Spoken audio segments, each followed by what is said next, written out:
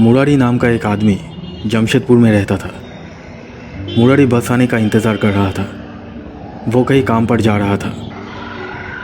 मुरारी बहुत मेहनत करता था पैसे कमाने के लिए। दरअसल मुरारी एक प्लम्बर था। वो नल ठीक करने का काम करता था।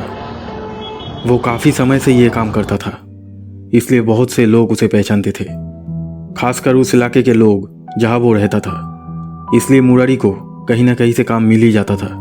कहीं पाइपलाइन फिटिंग करने का काम तो कहीं नल ठीक करने का काम। लेकिन समय के साथ साथ उसका खर्च भी बढ़ने लगे। इसलिए सिर्फ प्लम्बिंग का काम करके जो कमाई हो रही थी उससे अपने परिवार का खर्च चलाना उसके लिए थोड़ा मुश्किल हो रहा था। इसलिए उसने ये सोचा कि वो दिन में प्लम्बिंग का काम करेगा और रात में कहीं पार्ट टाइम जॉब करेगा, जिससे उसकी आर्थिक परेशानी कुछ हद तक कम हो जाएगी। इसलिए मुरारी कोई ऐसा काम ढूंढ रहा था जो वो रात में कर सके। एक दिन मुरारी अपने एक दोस्त के साथ एक चाय की दुकान पर बैठा बातें कर रहा था। अरे हाँ मुरारी, मैं तो तुझे बताना ही भूल गया था। तूने मुझसे कहा था ना कि तुझे एक ऐसा काम चाहिए जो तू रात में कर सके। एक काम है, करेगा? हाँ करूँगा। क्या काम है? सिक्योरिटी गार्ड का काम है। 12,000 रुपये सैलरी देगा। हाँ, काम की तो मुझे ज़रूरत है, लेकिन मैं सिर्फ रात में ही काम कर पाऊँगा, क्योंकि तू तो जानता ही है दिन में मैं नल ठीक करने का काम करता हूँ। हाँ ठीक है, कोई बात नहीं। तू वहाँ पे बता देना कि तू सिर्फ नाइट शिफ्ट में ही काम करेगा। ठीक है। कहाँ पे है ये काम? त्रिदेव हाउसिंग सोसाइटी। ये एक हाउसिंग कॉम्प्लेक्स है। मेरा मौसी का लड़का वहाँ सिक्योरिटी गार्ड का काम करता है। उसने ही मुझे कहा था कि वहाँ एक स्टाफ की ज़रूरत है। तो क्या तू कल वहाँ जा सकता है बात करने के लिए? हाँ ठीक है, तो फिर कल ही चलते हैं। ठीक है, कल 11 बजे इस चाय के दुकान के सामने चले आना।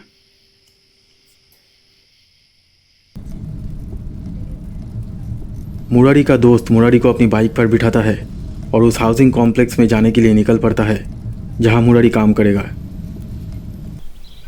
करीब 30-35 मिनट तक बाइक चलाने के बाद दोनों उस हाउसिंग सोसाइटी में पहुंचते हैं।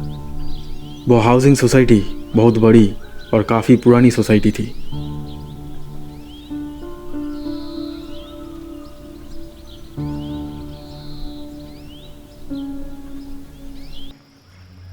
मुरारी का दोस्त मुरारी को उस हाउसिंग सोसाइटी के सिक्योरिटी ऑफिसर के पास लेकर जाता है। सिक्योरिटी ऑफिसर मुरारी से कुछ सवाल पूछता है।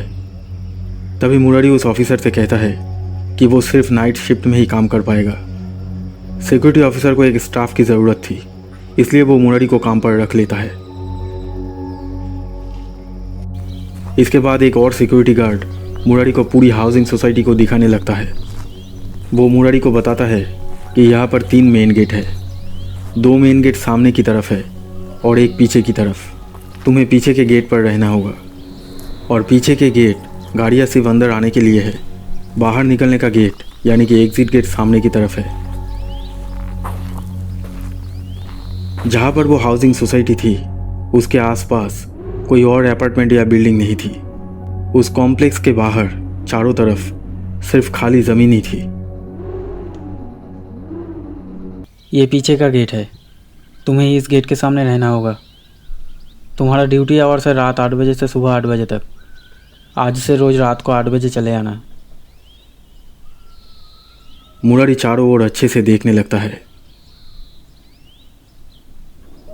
सोसाइटी के पिछले गेट की तरफ 2 बिल्डिंग और एक बड़ा सा स्विमिंग पूल था।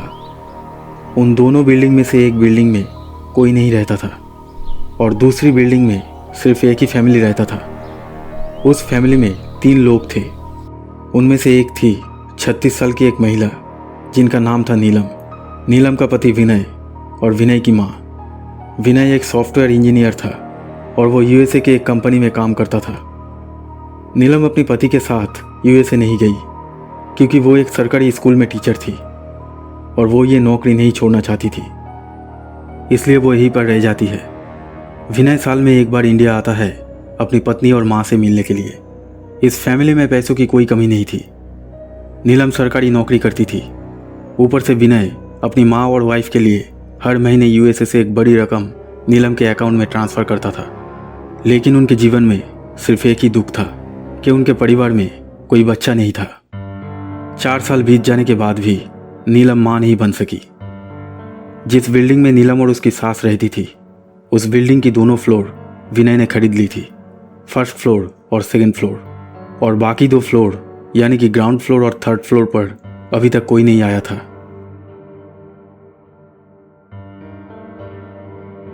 नीलम की सास कुछ दिनों के लिए अपनी बेटी के घर गई हुई थी, जिसकी शादी हो चुकी थी। नीलम अब उस पूरी बिल्डिंग में अकेली रह रही थी। कुछ दिनों से नीलम बहुत परेशान रहने लगी थी और ज़्यादातर समय कुछ ना कुछ सोचती रहती थी। जब से उसकी सास अपनी बेटी के घर गई थी, न जाने क्यों उस दिन से नीलम ने भी कुछ दिनों के लिए स्कूल से छुट्टी ले ली और घर पर ही रहने लगी। शायद वो कुछ दिन आराम करना चाहती थी।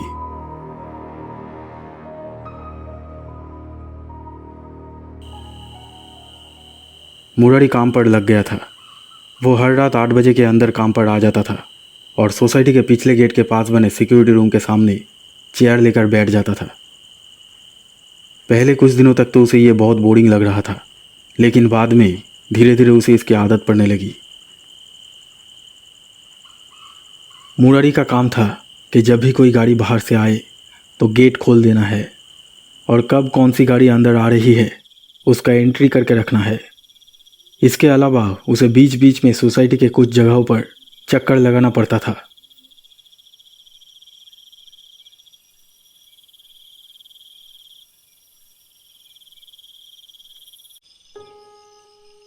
इसी तरह 3 हफ्ते बीत जाते हैं मुरारी को काम करते हुए।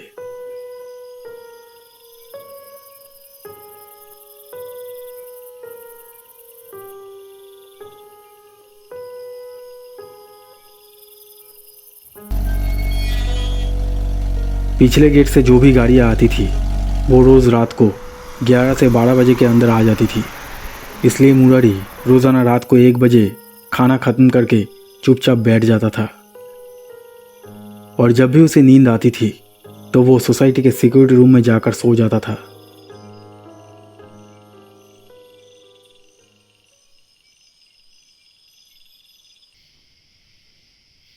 एक रात नीलम सो रही थी। कुछ दिनों से उसे ठीक से नींद नहीं आ रही थी। शायद उसे अकेले सोने की आदत नहीं थी, क्योंकि उसकी सास भी उसके साथ सोती थी। उसे नींद नहीं आ रही थी।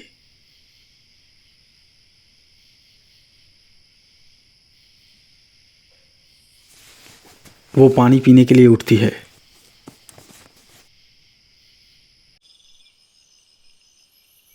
पानी पीने के बाद जब वो बिस्तर पर सोने आ रही थी, तभी उसकी नज़र खिड़की से बाहर की ओर जाती है।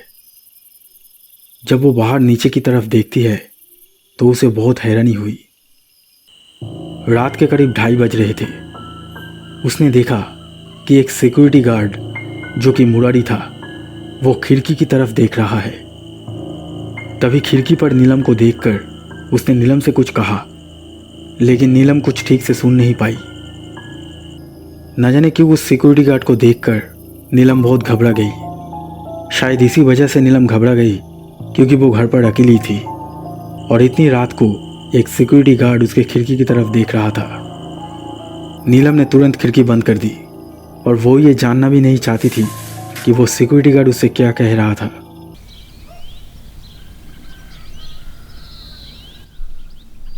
उस रात नीलम को नींद नहीं आई।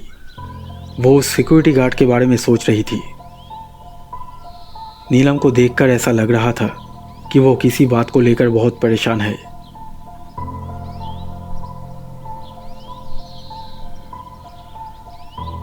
वो फिर से खिड़की के पास जाती है और नीचे देखती है कि कोई वहाँ खड़ा है या नहीं।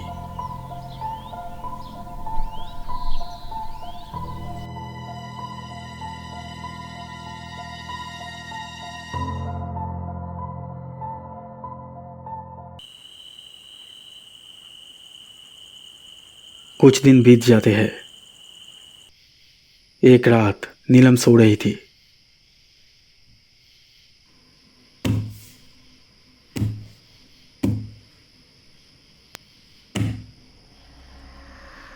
अचानक उसे कुछ आवाज़ सुनाई देती है। ऐसा लग रहा था मानो कोई दरवाज़ा पीट रहा हो।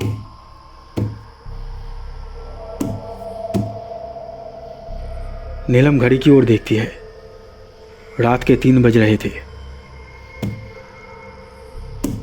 नीलम बहुत डर जाती है क्योंकि वो पहले से ही किसी बात को लेकर परेशान थी और अब इतनी रात को घर के दरवाजे पर कोई था और ऊपर से वो घर पर अकेली थी। नीलम दरवाजे की ओर बढ़ती है ये जानने के लिए कि दरवाजे पर कौन है।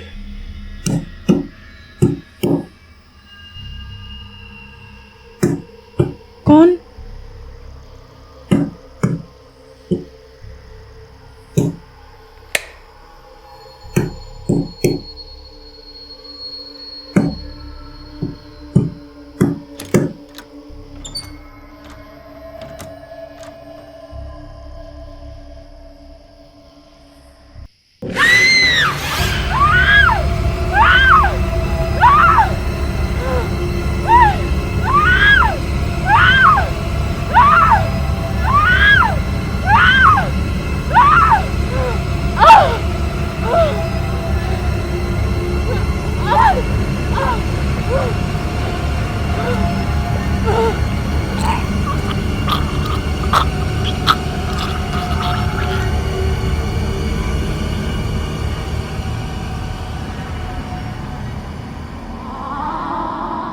दरवाजे के बाहर मुरारी था। नीलम मर चुकी थी। आखिर मुरारी ने ऐसा क्यों किया? उस रात मुरारी खिड़की की तरफ क्यों देख रहा था और वो क्या कहने की कोशिश कर रहा था? ये सब हम जानेंगे पार्ट 2 में। दोस्तों, अगर ये वीडियो आपको अच्छा लगा तो प्लीज़ लाइक कीजिएगा और हमारे इस चैनल को सब्सक्राइब करके इस बेल आइकन को ज़रूर दबा दीजिए ताकि आप हमारे आने वाले वीडियोस सबसे पहले देख सकें।